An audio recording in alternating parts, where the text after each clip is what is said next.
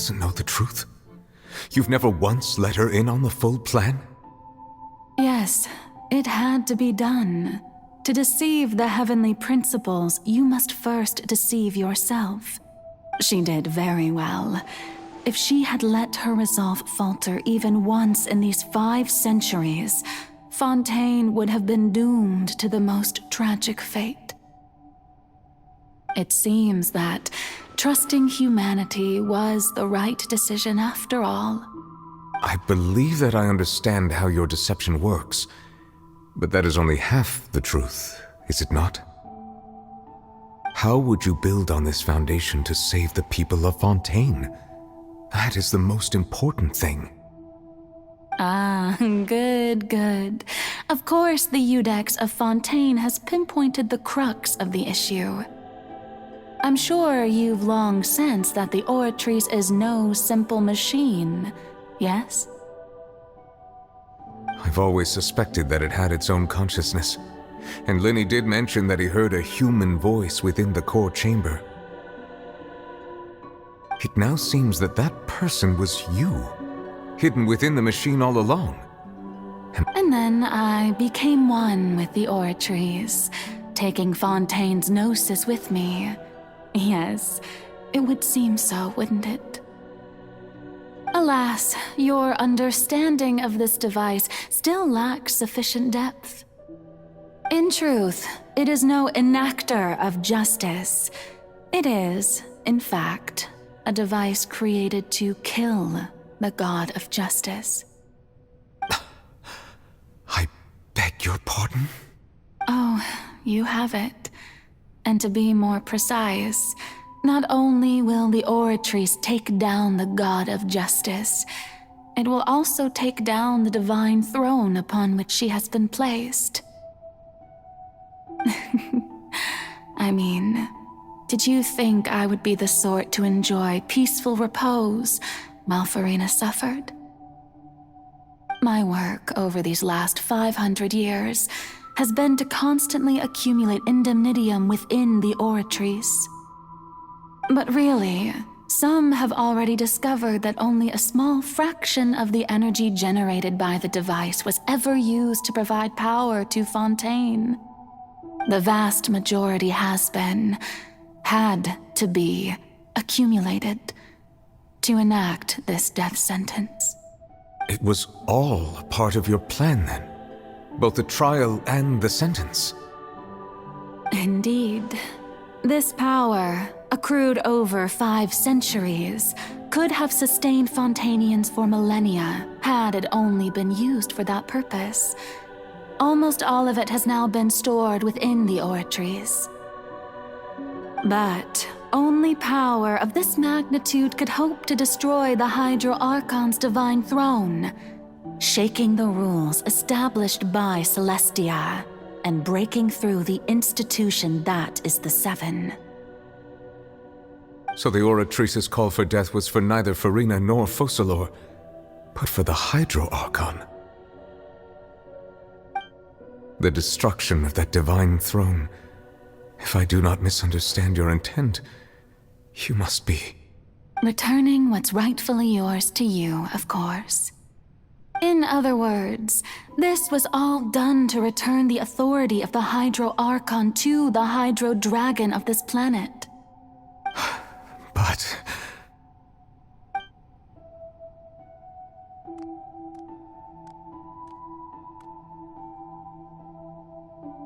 Oh, what? Getting sad again, are we? The authority of the ancient dragons shall soon be yours once more, O Hydro Dragon Sovereign. And this is the face you make. all you've done throughout the years is just so you can sacrifice yourself at the very end. I've never quite seen it that way, you know. Even now, I'm quite pleased at how well my deception worked.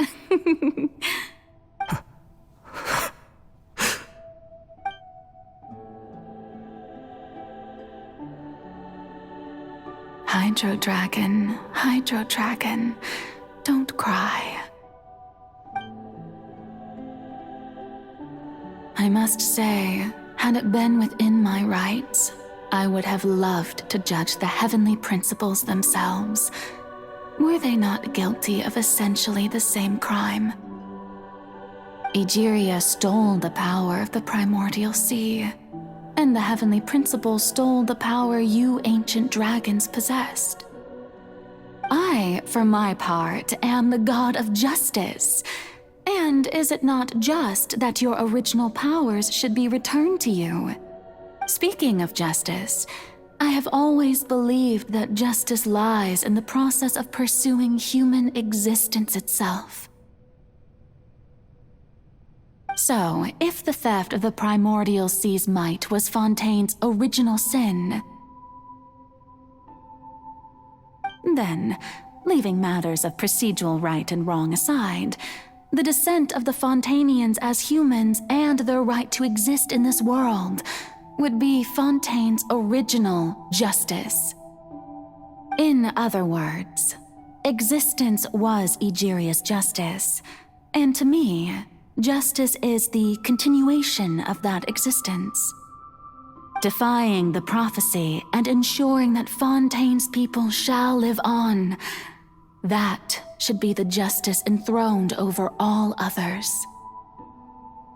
At this point, we, whether it be myself or all other Fontanians, have shouldered the burden of this sin for far too long. Iudex Nervillet, the highest judge in our land, when you regain your full power as an elemental sovereign. So when I was invited to the court of Fontaine to serve as Iudex, I see now that that was your idea too. At last, I now understand the true purpose behind this position. In the beginning, I was uninterested in human existence. But these 5 centuries of living alongside them have gradually brought about mutual understanding between us. And I have even attempted to feel as they feel. You are a devious one, Focalor. Things being as they are, surely you know that I could never declare them to be guilty.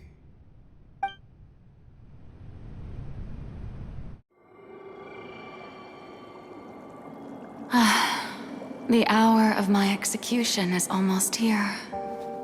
For the sinner, the curtain call has come. I know I may not sound it, but faced with death, I find myself a little afraid. Perhaps this is one thing both gods and humans have in common.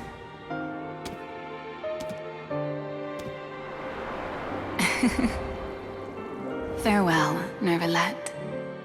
I hope you've enjoyed the part you played these 500 years.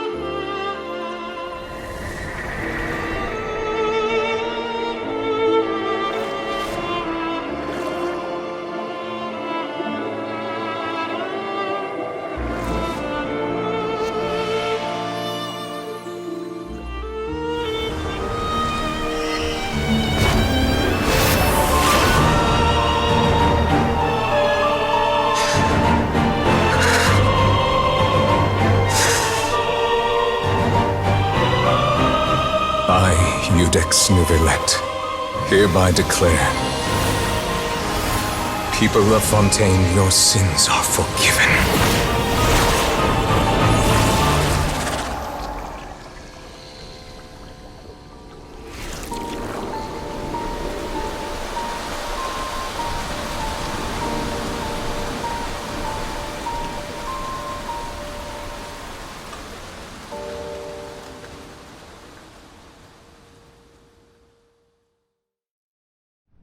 Whenever you need...